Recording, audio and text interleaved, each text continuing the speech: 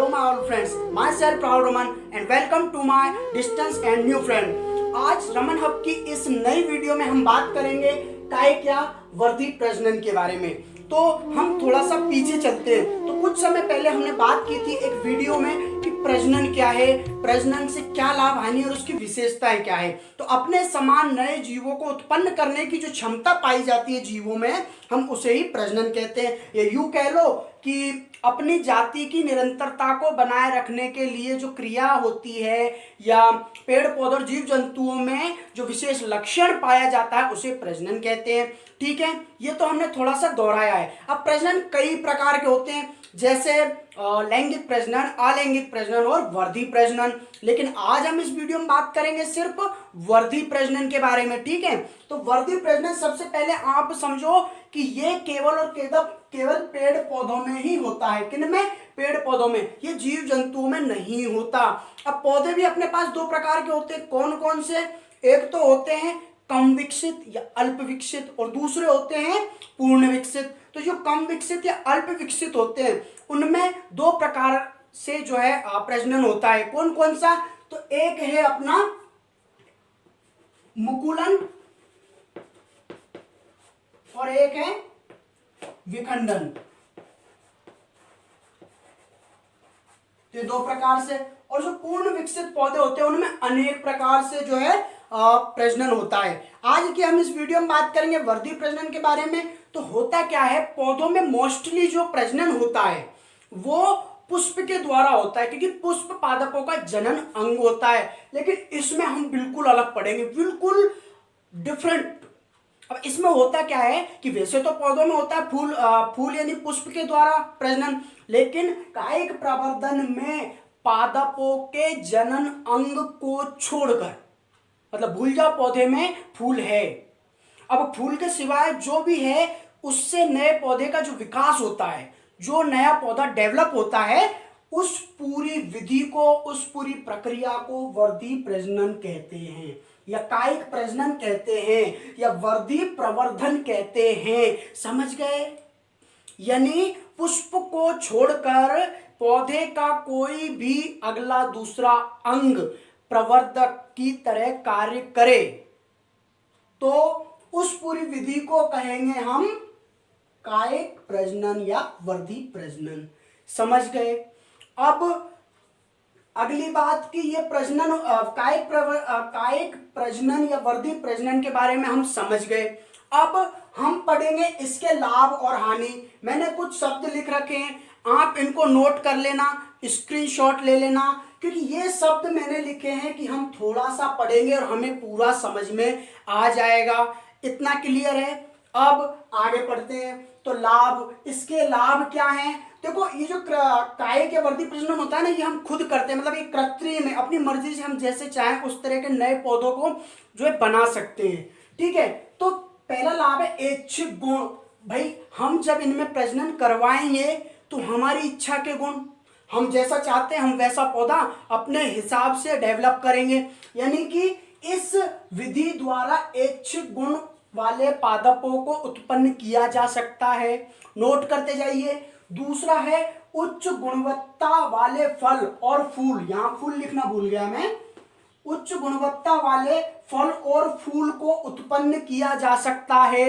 यानी जब हम इनमें कायिक प्रजनन द्वारा जब हम इनको फर्टिलाइजेशन करवाएंगे तो हम अपनी इच्छा के अनुसार फूल और फल को डेवलप करवाएंगे। भाई, हमें इस तरह के चाहिए, हमें उस तरह की चाहिए।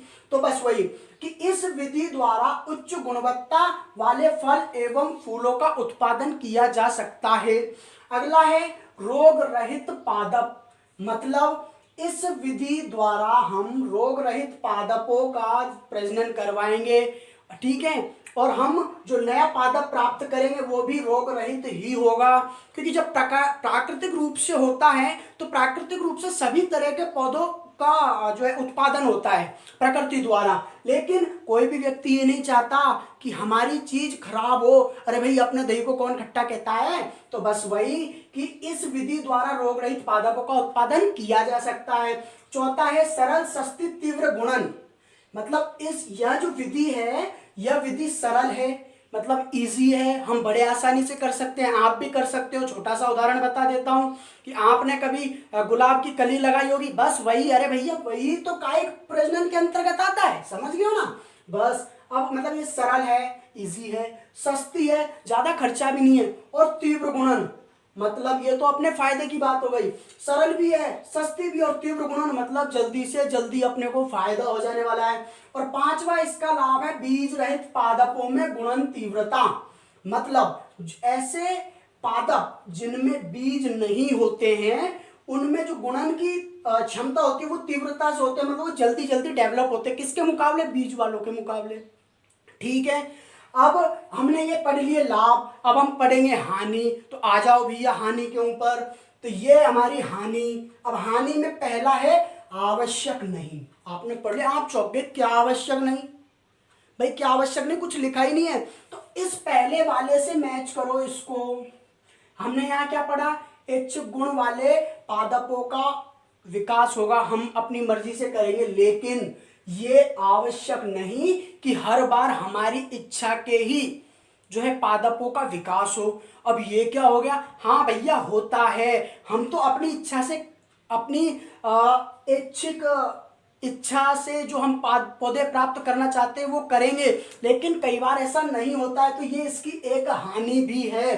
साथ ही प्रजनन क्षमता समाप्त, मतलब बार बार यदि हम किसी पौधे से यदि हम प्रजनन करवाएंगे तो उसकी जो प्रजनन की क्षमता है वो खत्म हो जाएगी। अपनी गैस की टंकी से बार बार चाय बनाओगे, कम होती जाएगी गैस, ठीक है, समझ रहे हो।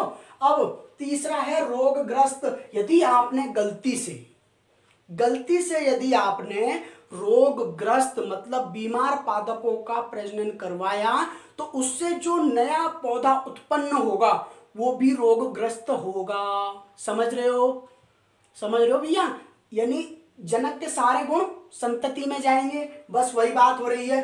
फिर चौथा है अपना भिन्नता और अनुकूलता, मतलब सॉरी अनुकूलनता है, अनुकूलन यहाँ होना चाहिए वैसे, क्योंकि ये जो पौधे हैं ये हम कृत्रिम रूप से इनमें प्रजनन करवा रहे हैं और इनमें भिन्नता और अनुकूलन का गुण बिल्कुल भी नहीं होगा, क्योंकि ये तो प्रकृति की देन है भैया। इंसान अपने आप को हर जगह जो है विकसित कर लेता है उस वातावरण के हिसाब से, और पौधे भी कर लेते हैं, लेकिन इसमें अधिकतर संभावना यही रहती है कि जो नया पौधा बना है वो उसमें भिन्नता और अनुकूलन का गुण नहीं पाया जाता।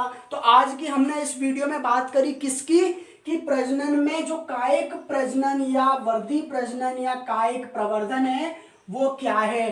तो क्या है बिल्कुल शॉर्ट में समझ लेते हैं कि पुष्प पादप के जनन अंग पुष्प को छोड़कर अन्य किसी भाग से यदि नए पौधे का विकास होता है तो उसे वर्धी प्रजनन कहते हैं, ठीक है। और ये इसके लाभ हैं, ये इसकी हानि है, सारा कुछ आपके सामने रखा हुआ है। छोटी सी बात फिर बता देता हूं कि पादप दो प्रकार के होते हैं भैया, कुछ तो पूर्ण विकसित होते हैं, कुछ अल्प विकसित। जो अल्प विकसित होते हैं उनमें दो तरीके से प्रजनन होता है, कौन कौन सा, मुकुलन और विखंडन। और जो विकसित होते हैं उनमें अनेक प्रकार की विधियों द्वारा होता है, ठीक है। तो आज की वीडियो को हम यही समाप्त करते हैं। थैंक्स।